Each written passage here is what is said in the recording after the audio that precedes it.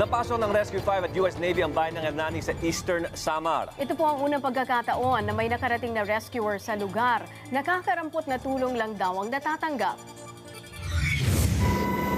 Sakay ng US Navy chopper, pinuntahan ng Rescue 5 ang mga lugar sa Eastern Samar na di pa rin napapasok ng tulong. Kasama rin namin ang dalawang grupo ng rescuer. Mula sa Himpapawid, nakakapanlumo ang lawak ng pinsala ni Yolanda sa probinsya. May mga lugar pang ang halos patagin na ng hangin. Durug-durug na bato na lamang ang naiwan, wala na ang mga bahay. Unang tinarget ng grupo ang bayan ng Hernani. Bukod sa mga nilipad na bubong, natibag din ang makakapal na pader. Ang kakarampot na relief goods na bumagsak dito, pinag-aagawan ng mga residente.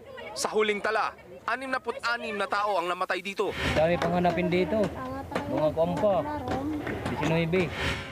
Agad kumilos ang mga rescuer para hanapin ang mga nawawala.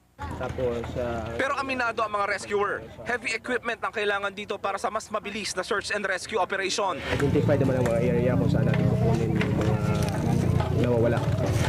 Ang iba, nililibang ang bata na naapektuhan ni Yolanda. Sa aming pag-alis sa lugar, may iniwang bilin sa amin ng mga taga-barangay Batang sa Hernani. Pagkain para sa kumakalam nilang sikmura. Mula dito sa Hernani, Eastern Samar, Hensel Kiling, News 5.